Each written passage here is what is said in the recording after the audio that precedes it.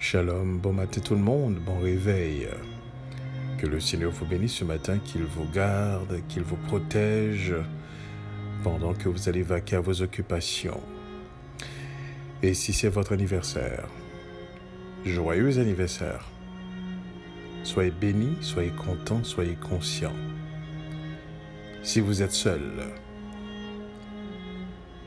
eh bien vous n'êtes pas vraiment seul, puisque dans sa parole, il a dit « Je serai avec vous tous les jours, jusqu'à la fin du monde. » Je serai avec vous tous les jours, jusqu'à la fin du monde. Donc, il nous donne son esprit, ce qu'on appelle en hébreu le Roi Kodesh, l'esprit de vérité, qui a 3 missions. La première des choses, il doit nous conduire dans toute la vérité. La deuxième des choses, il doit nous instruire dans la connaissance de Yeshua. Et la troisième des choses, il doit nous annoncer les choses à venir. Voici 3 grandes indications qui nous indiqueraient, qui nous permettraient de comprendre si nous sommes dans le vrai. Nous connaissons la vérité, nous connaissons mieux Yeshua et nous connaissons l'avenir. Maintenant, la question à se poser est: à quel point en sommes-nous conscients de cette présence? Voilà ce qui fera toute la différence. Nous vivons dans un temps où la connaissance, l'information ne sont pas cachées en fait. Mais à quel point ces informations sont la vérité? Nous avons été éduqués d'une manière à ce que nous puissions comprendre que la vérité et le mensonge sont antagonistes.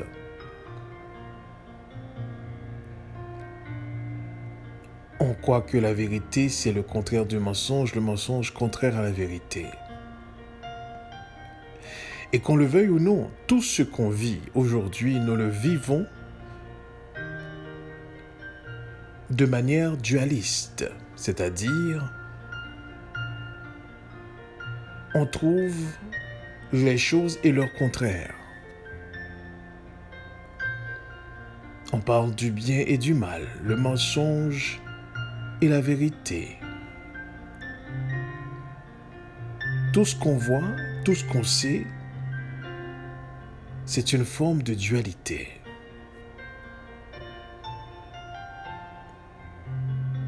Et c'est à travers ce mensonge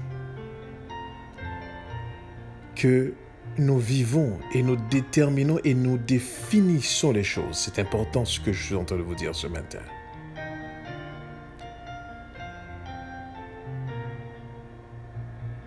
Du coup, tout ce que nous bâtissons, nous le bâtissons à travers cette compréhension de la vie. Vous allez voir, il y a beaucoup de personnes qui vont vous dire « mais c'est la vie ». Mourir fait partie de la vie, fait partie de la vie. Être malade, ça fait partie de la vie. Vieillir fait partie de la vie. Le mal fait partie de la vie.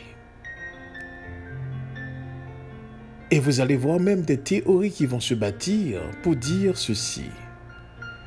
C'est grâce, oui, c'est grâce au mal que nous comprenons le bien et que nous apprécions le bien. Et que si le mal n'était pas là, nous n'aurions pas pu effectivement découvrir le bien. C'est la dualité de l'être humain.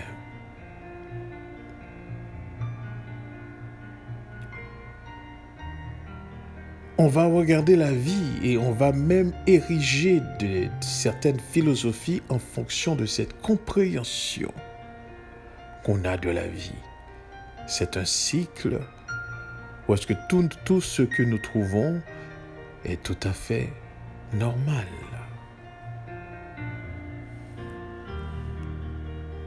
Mais néanmoins,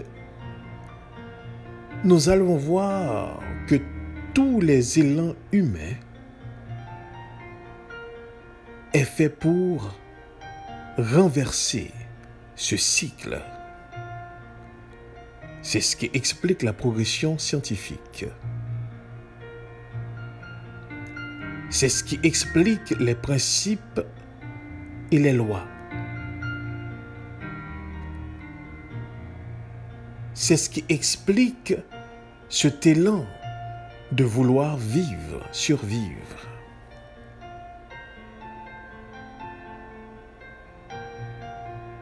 Si vraiment tout cela faisait partie de la vie et que c'était normal, pourquoi les combattre?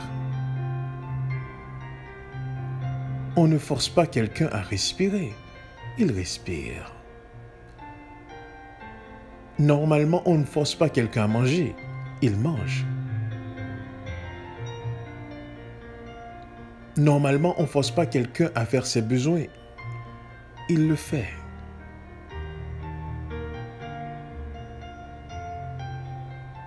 Parce que vivre, survivre, semble beaucoup plus naturel ou normal que de mourir, que d'être malade, que de vieillir.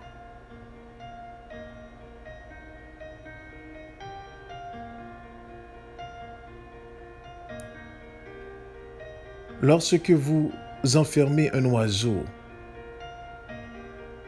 depuis son jeune âge dans une cage,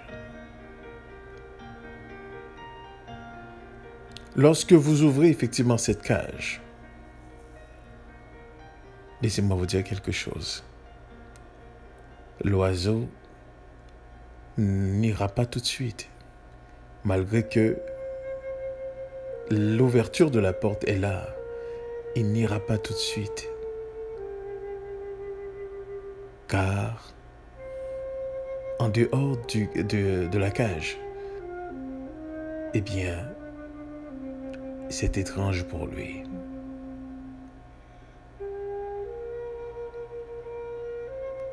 Il comprendra effectivement que lorsqu'il prendra son premier envol, lorsqu'il déploiera ses ailes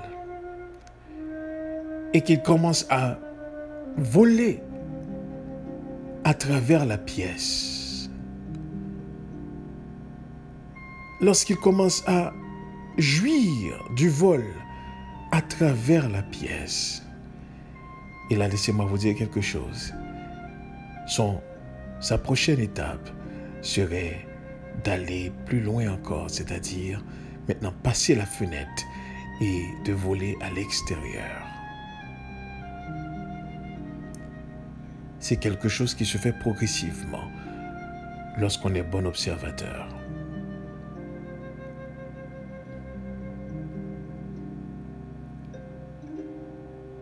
La raison pour laquelle que nous comprenons tout ce que nous comprenons aujourd'hui, c'est-à-dire que le monde vit dans cette forme de dualité, pensant connaître le bien, pensant différencier le bien. Et laissez-moi vous dire, vous ne pouvez pas imaginer comment toute l'existence humaine est basée sur cette compréhension. Que nous sommes capables de distinguer le bien du mal. Cette dualité de l'être humain. Mais lorsque nous parvenons à comprendre, à partir du moment que nous commençons à comprendre ce que c'est le mensonge, alors nous ne voyons que seulement des vérités partielles dans le monde.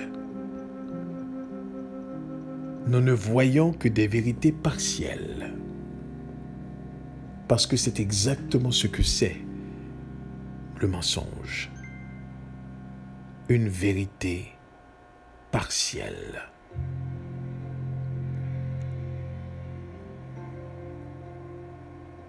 Comprenez bien ce que je suis en train de vous dire. Parce que toute votre compréhension, tout ce que vous allez bâtir, partira de là.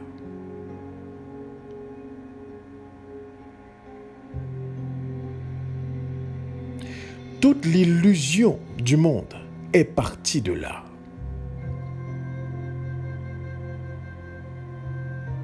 Parce que dès que quelqu'un est capable de faire preuve de manifestation, dès que quelqu'un est capable de démontrer une certaine vérité, puisque notre compréhension de la vérité, c'est tout à fait le contraire du mensonge, alors à ce moment-là, on s'y adhère sans y prêter attention.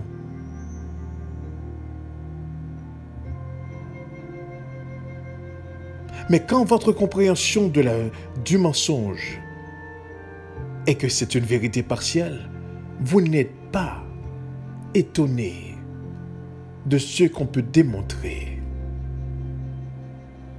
Ce que vous êtes en train de chercher à partir de cette compréhension, c'est la vérité qui n'est pas mélangée avec le mensonge.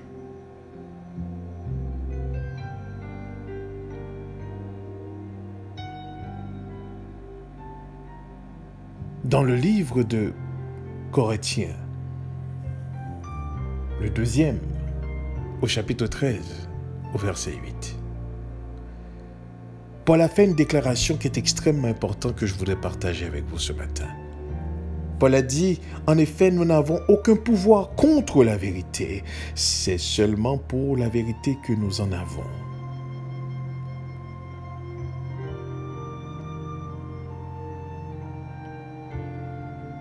Comprenez bien ceci ce matin.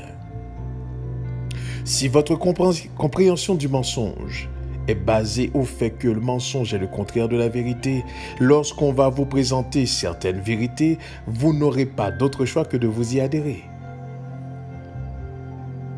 Parce que la compréhension, le concept même que vous avez du mensonge, c'est qu'il est contraire à la vérité. Donc, dans le mensonge, il n'y a aucune vérité.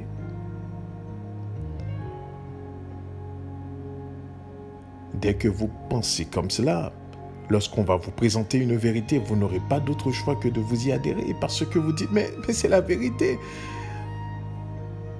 Mais c'est vrai ce qu'il dit, c'est vrai ce qu'il fait.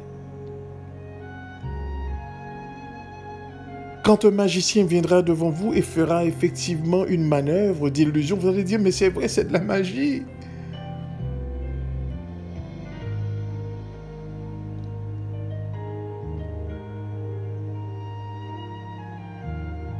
Je dois vous dire quelque chose. Je n'ai jamais vu un magicien effectuer une tour de magie. Un tour de magie, pardon. Devant quelqu'un qui était véritablement dans la vérité.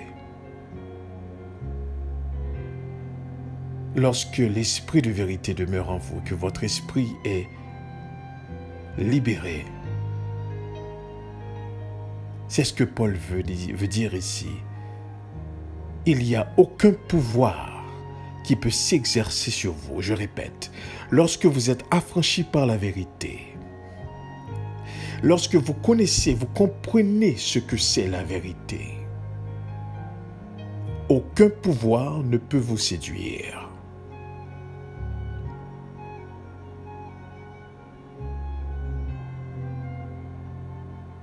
Voilà pourquoi il est important à ce que vous compreniez ce matin. Le mensonge n'est pas contraire à la vérité, mais le mensonge est une vérité partielle. Une vérité qui vous est présentée de manière altérée. Une vérité qui vous est présentée de manière falsifiée. Une vérité qui vous est présentée de manière transformée. Une vérité qui vous est présentée de manière cachée.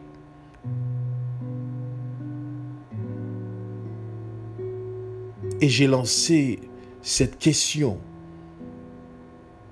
à plusieurs types et catégories de personnes. Et je lance cette question ce matin pour vous prouver que la vérité, il n'y a pas de mensonge, et pour vous prouver que le mensonge est une vérité partielle. Le mensonge est composé de deux éléments sans lesquels il ne peut être. Je répète, tout mensonge est composé de deux éléments sans lesquels il ne peut être. Le premier élément, ce sont des faits. Le mensonge a besoin d'un fait pour exister, a besoin d'un fait pour être composé. Aucun mensonge ne peut être composé sans les faits. Le mensonge contient aussi une vérité partielle. Donc du coup, la première des choses que nous pouvons constater, que nous pouvons voir, lorsque le mensonge se construit, c'est une vérité partielle. Et laissez-moi appuyer sur l'histoire pour vous le prouver.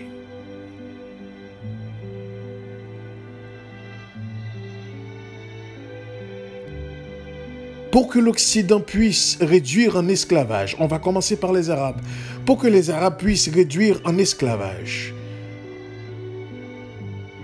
notre peuple, il fallait qu'ils se disent deux choses. Il fallait qu'ils se disent que nous sommes absolument rien, donc dépourvus d'intelligence, moins qu'humains. Et il fallait qu'ils s'appuient sur un élément clé, une interprétation, mes interprétations, à savoir la malédiction de Canaan.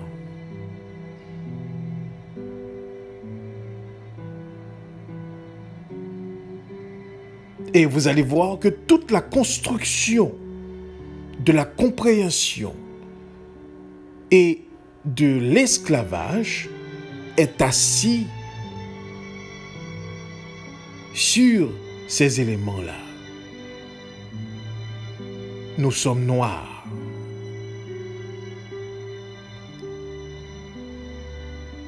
Maintenant, notre couleur devient une malédiction.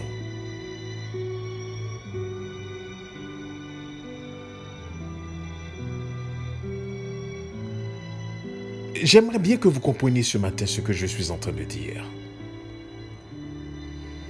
Toute la construction de l'esclavage, de la traite des Noirs, par les Arabes, par l'Occident, et jusqu'à aujourd'hui, n'est construite qu'à travers certains faits, certaines vérités, mais qui ne sont que partielles.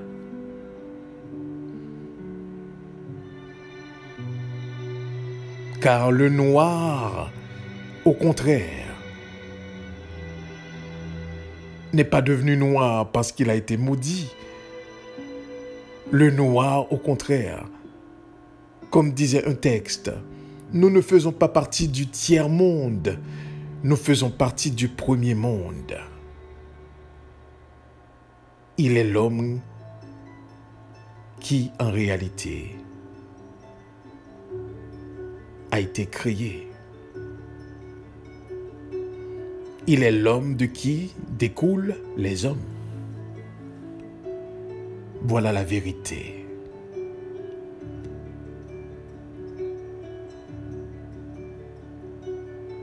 Oui, il y a eu malédiction prononcée. Mais voyez-vous, il fallait que ce mensonge soit assis sur deux faits.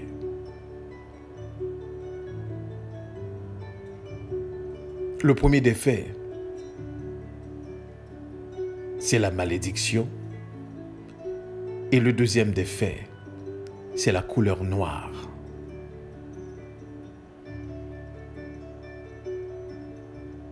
Et à partir de là, il y a tout un mensonge qui s'était construit.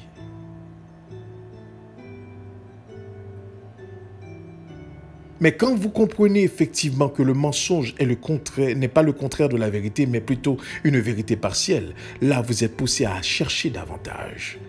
Là vous n'allez plus croire tout ce qu'on vous présente comme partiel. Vous allez vouloir avoir l'histoire complète.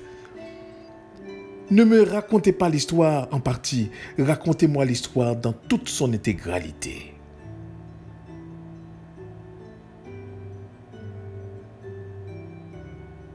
Et vous allez reconnaître aussi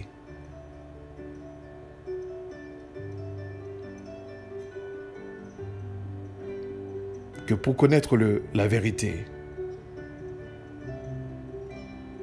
pour reconnaître la vérité en fait, il faut que vous ayez l'esprit de vérité en vous. Et je suis content de ce que Yeshua n'a pas écrit de livre. Yeshua n'a jamais laissé de livre. Et Yeshua n'a jamais instruit quiconque d'écrire un livre. Mais Yeshua a dit, au contraire, Yeshua a dit à ses disciples, je vous enverrai le roi Kadesh et l'esprit de vérité, et il vous conduira dans toute la vérité. Yeshua était contre les disciples qui avaient cette pensée de vouloir se préparer à l'avance pour sa défense. Il disait non, vous n'avez pas à vous préparer à l'avance pour votre défense. En temps et lieu, l'esprit de vérité vous communiquera effectivement quoi dire.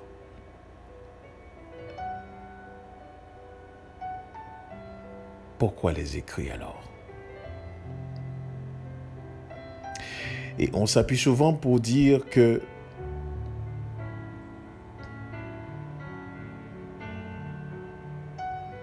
l'écriture est inspirée et toute écriture vient d'Élohim. Mais l'homme qui disait cela ne s'appuyait que sur une seule forme d'écriture, la Torah. Il s'appuyait sur la Torah.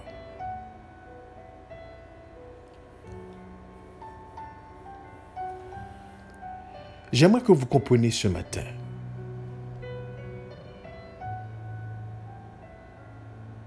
la vérité ne se trouve pas dans un livre.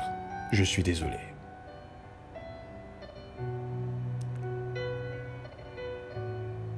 La vérité ne se trouve pas dans un coin. Je suis désolé. La vérité n'est pas dans une bibliothèque. Je suis désolé.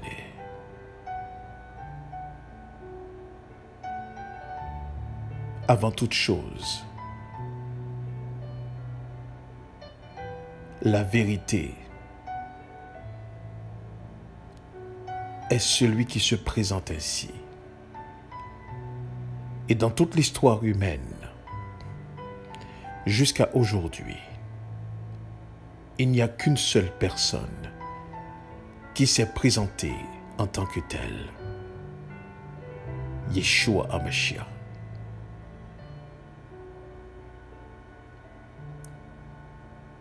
Et ses enseignements, et j'aimerais que vous puissiez faire la différence entre Yeshua HaMashiach et le personnage de Jésus. Car voyez-vous, malgré la similitude, ce ne sont pas les mêmes personnes.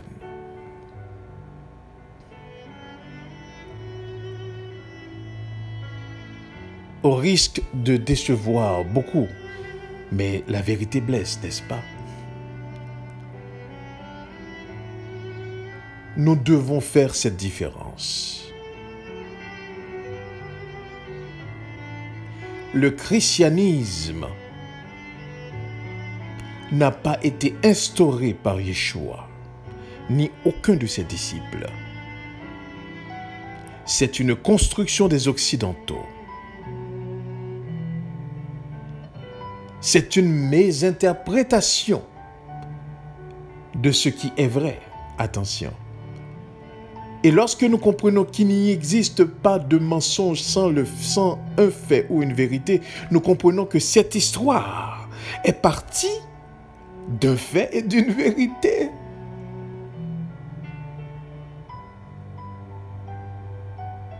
Il n'y a pas de fumée sans feu.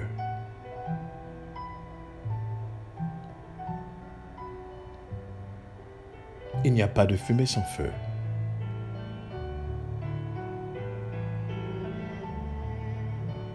La vérité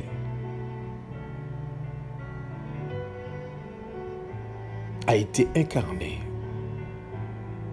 en la personne de Yeshua HaMashiach. Il s'est présenté comme celui qui apporte la vérité. Et il a dit, vous connaîtrez la vérité et la vérité vous affranchira.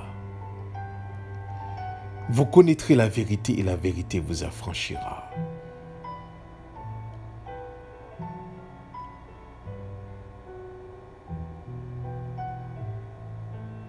Mais par conséquent,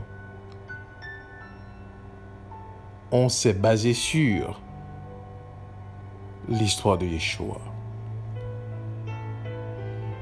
Et je ne parle pas de Jésus, du grec, des Occidentaux. Je ne parle pas de Jésus, du grec, des Occidentaux, qui se sont basés effectivement sur la spiritualité du peuple noir.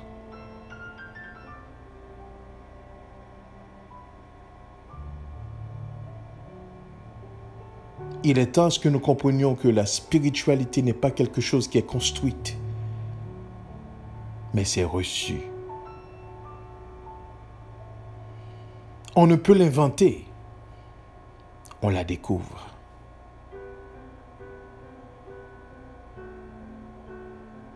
On peut beau essayer de la falsifier, on ne peut la souiller, car c'est sacré.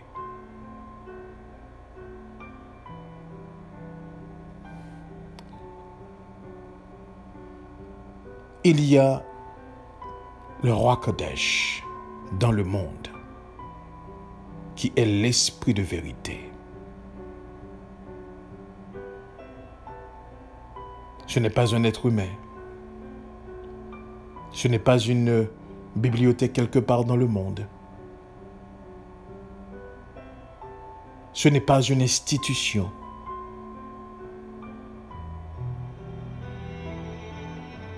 C'est l'esprit de vérité qui ouvre les yeux à tous ceux qui veulent savoir la vérité,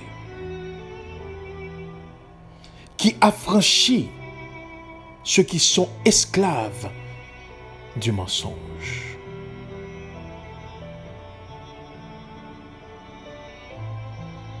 Qui consacre, qui met à part. Car disait Yeshua, consacre-les par ta parole est la vérité.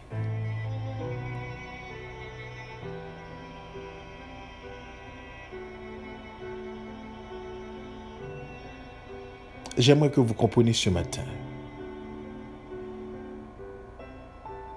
et que vous commencez à penser différemment. Parce que si vous ne pensez pas différemment, vous serez ébranlés. Pourquoi? Parce que si votre construction, votre compréhension de la vérité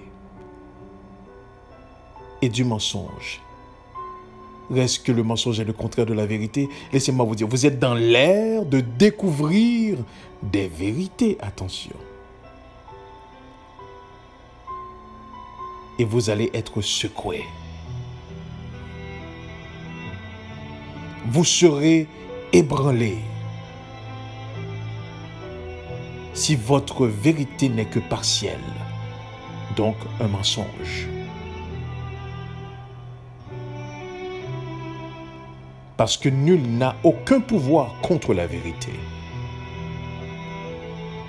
On nous l'a caché pendant des siècles. On nous en a privé pendant des siècles.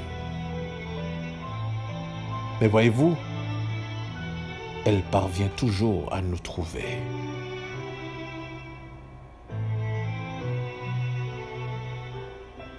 Parce que la vérité n'est pas un élément changeant. On ne peut la changer. On a beau à essayer de la falsifier, mais on ne peut la souiller. Elle reste ce qu'elle est. Elle transcende le temps. Elle dépasse la connaissance. Elle ne tient pas compte de la scolarisation.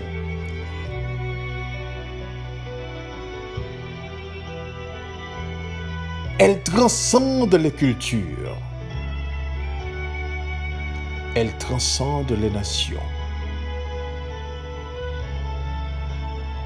Elle transcende le temps. Vous pouvez la couvrir d'une couche de mensonges. Vous pouvez fouiller le trou le plus profond d'illusions pour la mettre.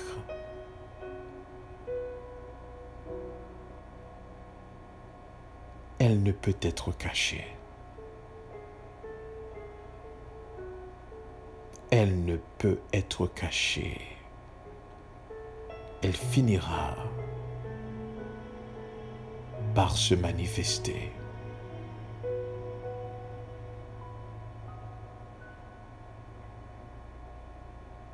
Mon souhait pour vous ce matin, c'est que tout votre être puisse être bâti sur la vérité.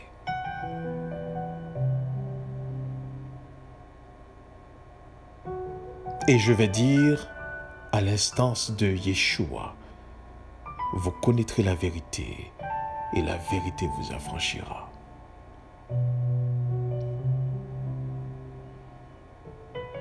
Yeshua avait averti que plusieurs viendront en son nom, disant c'est lui qui est le Mashiach. Et je me souviens d'avoir fait un partage avec vous, vous démontrant que justement,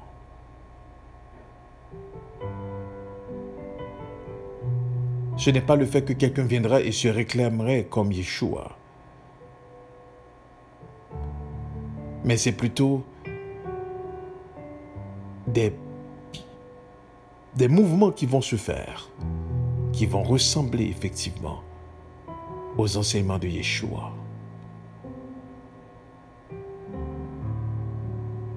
Et il y en a énormément de ces mouvements.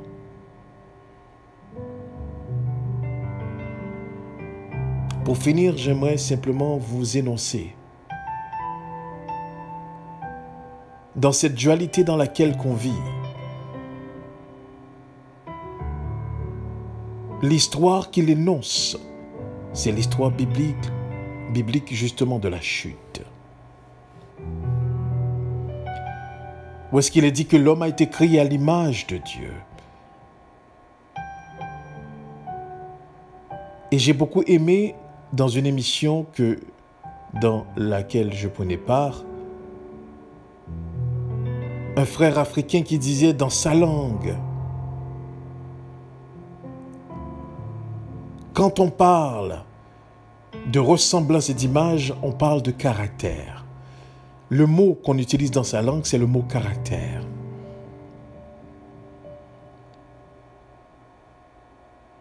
Et nous savons que l'homme a été créé à l'image de Dieu, donc avec le caractère de Dieu, d'Élohim, du Créateur, du divin. Dans cette même émission, il y a un autre frère qui posait cette question. Il voudrait qu'on le prouve que nous sommes à l'image de Dieu, qu'on a été créé à l'image de Dieu, à l'image du Créateur, du divin. Bien entendu, on l'a répondu qu'effectivement l'homme a été créé à l'image du Créateur. Mais ce dont on a omis de le dire, ce n'est pas l'humanité qui a été créée à l'image du Créateur. Je suis complètement désolé pour vous. L'homme n'est pas à l'image de Dieu. Je parle de l'humanité. L'humanité n'est pas à l'image de Dieu. Il n'y avait que Adam et Ève qui étaient à l'image du Créateur. Par la suite, après la chute, l'humanité entière est à l'image d'Adam. L'humanité n'est pas à l'image du Créateur, mais à l'image d'Adam. Voilà ce qui explique nos déboires, nos confusions, nos mésinterprétations, nos incompréhensions, nos morts, nos vieillesses, nos souffrances. Nous ne sommes plus à l'image du Créateur, mais à l'image. L'humanité est à l'image de son père, Adam, qui lui n'était plus à l'image de son Créateur au moment effectivement qu'il engendrait cette humanité. Voici la vérité.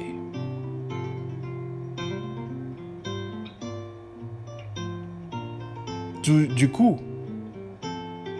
ce rapport de force entre le bien et le mal, ce n'est pas vrai, c'est une illusion. L'homme est incapable de faire le bien. Du coup, tout s'explique. Ce mal-être de l'humanité s'explique, puisqu'il n'est plus à l'image du Créateur, et qu'il est à l'image plutôt de son Père, qui lui est devenu à l'image de ce teint. Voici la vérité.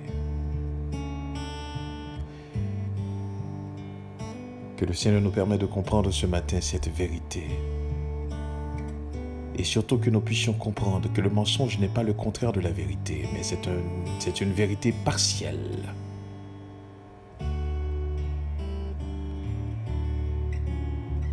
Et que nous nous mettions à chercher la vérité complète. Celle qui nous permet effectivement de voir le tout, le tableau.